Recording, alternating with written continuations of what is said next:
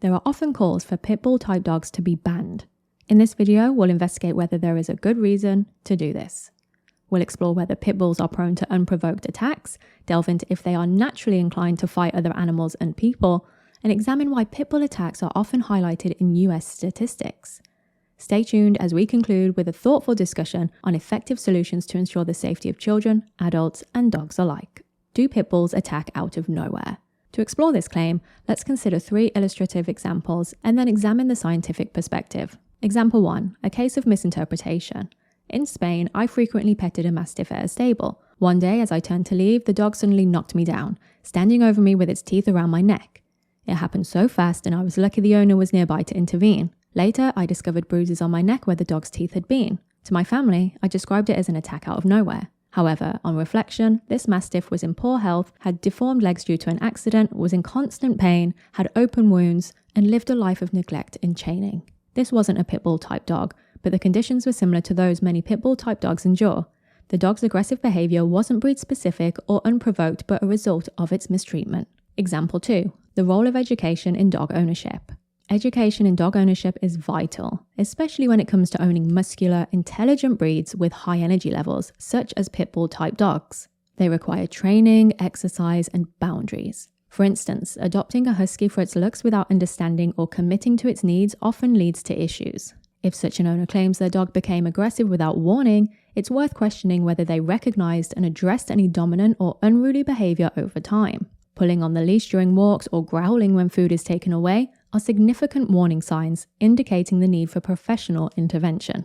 Aggression towards an owner often develops gradually rather than appearing unexpectedly. Example 3, missing the signals. Consider a Labrador retreating behind its owner, tail tucked, fearing a child's dinosaur balloon.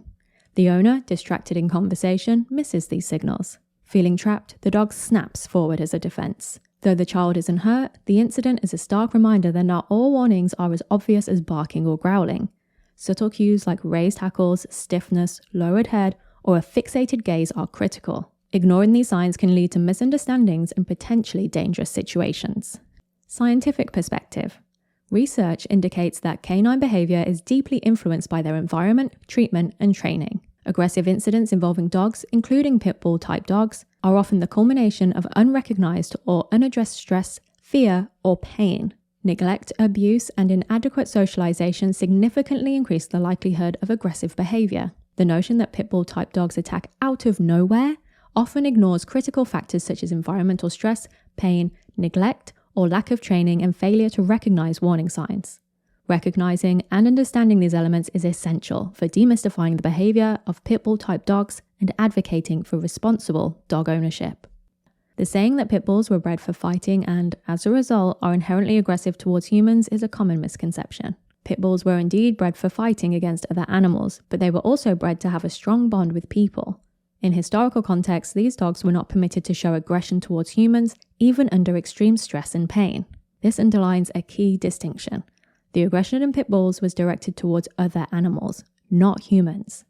The so-called fighting dogs, or dangerous breeds, are not inherently dangerous but can become so if conditioned by humans. It's essential to differentiate between dog-on-dog aggression and dog-on-human aggression. Responsible American Pit Bull Terrier breeds distance themselves from dogfighting and focus on breeding dogs with a good temperament, showing no aggression towards other dogs. Their goal is to produce well-balanced athletes suitable for competitions such as weight pulling and agility trials, and equally important, dogs that are suitable to live in a family environment. Teaching dogs to respect children. A critical measure of control is assessing if a dog can obey commands around a baby. For example, a dog should be able to maintain a respectful distance from a bowl of meat on command without any physical restraint or yelling from the owner. This discipline was evident when I brought my baby home. My husband and I ensured that all dogs maintained a respectful distance, adhering to our established rules and boundaries. The dogs were allowed to approach the baby only on invitation and were trained to retreat to a respectful distance when directed. Teaching children to respect dogs. Key lessons for my 2-year-old daughter include not hitting the dog, respecting its space, like a mat as a calm area, not chasing the dog, and not placing paw patrol stickers on it. Additionally, she is taught to always ask an owner before petting an unfamiliar dog. I foster a positive bond between them. I praise my daughter for gently stroking our dog and involve her in giving commands and treats under supervision. She also participates in holding the leash during walks. This encourages positive interactions under my watchful eye, significantly reducing the risk of incidents. Many incidents between dogs and children could be prevented if parents take their supervisory duties seriously and demonstrate respectful interactions between the dog and child. The claim that pit bulls are responsible for the majority of attacks on people in the USA is a topic that requires a nuanced understanding of dog bite statistics and the broader context in which they occur. Misleading statistics, a closer look.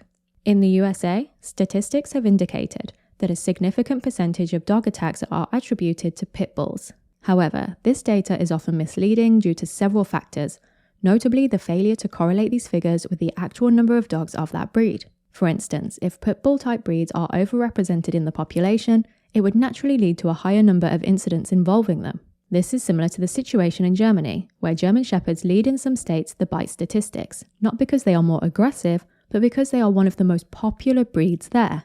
The pit bull identification problem.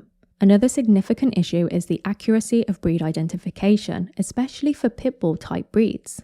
Studies, including one where shelter staff were asked to identify pit bull type breeds visually, have shown a high rate of misidentification. This inaccuracy is critical as it directly impacts statistics and public perception. Visual identification alone is unreliable, and DNA testing has often contradicted visual assessments, indicating that many dogs labelled as pit bulls are not. Often, individuals unfamiliar with dog breeds may mistakenly identify a boxer, a black Labrador, a cane corso, and other breeds as pit bulls, even though these breeds are not related. This raises a critical question. How reliable can statistics be if bites from various muscular dogs are collectively attributed to a single breed? Consider a scenario where a mastiff bites someone. It wouldn't be accurate to group mastiffs, Newfoundlands, and other large, furry dogs under the mastiff category for statistical purposes. Such a generalized approach would result in misleading data, as lumping together diverse breeds based on a single characteristic like size or appearance does not yield a true representation of breed-specific behavior. Furthermore, the focus on pit bulls in media reporting often overshadows incidents involving other breeds, creating a skewed public perception. A study in Hanover showed that 98% of 1,000 tested so-called fighting dogs were as well-balanced as golden retrievers, underscoring the importance of upbringing over breed. The narrative that pit bulls are inherently more dangerous and are responsible for most attacks is flawed and ignores critical factors like breed population, misidentification, and owner responsibility. Focusing on responsible ownership, proper education, and understanding dog behavior is a more effective approach to reducing dog bite incidents than breed-specific legislation. As communities grapple with the issue of dangerous dogs, it is evident that focusing on behavior rather than breed is essential. Effective solutions demand a comprehensive approach that addresses both the behavior of the dog and the responsibility of the owner. Here are some strategies and examples that can help ensure the safety of everyone involved. Prohibiting inhumane practices. In Germany, the Animal Welfare Act prohibits the continuous chaining of dogs, overcrowding in kennels, and more. Such regulations ensure that dogs are not subjected to inhumane conditions that could lead to aggressive behavior. It's crucial to enforce rules that protect dogs from cruel treatment. Mandatory training for owners. Switzerland provides an excellent model by requiring prospective dog owners to complete a basic course before acquiring a dog. This educational requirement helps owners understand how to safely interact with people and responsibly manage their dogs. In some states of Germany, obtaining a dog handling license is mandatory, irrespective of the dog's breed. This ensures that all dog owners are adequately educated in responsible pet ownership. Laws and community engagement. It is vital for the community to have mechanisms to report and address cases of dog neglect or abuse, as well as to intervene when owners are unable to control their dogs. Authorities should have the ability to revoke a dog owner's license if they cannot provide one or if there are suspicions of animal abuse. Owners can only regain custody of their dogs once they can prove otherwise. This practice serves to protect both dogs and the community by holding owners accountable for their pets' behavior. So, does banning pit bull type dogs make sense? The notion that pit bull type dogs are inherently more dangerous is fundamentally flawed, as it overlooks critical factors such as breed population, misidentification, and owner responsibility. Instead of relying on breed-specific legislation, a more effective approach to reducing dog bite incidents involves emphasizing responsible ownership, education, and a deeper understanding of canine behavior. So the answer is no. Pit bull type dogs shouldn't be banned. Irresponsible owners need to be banned.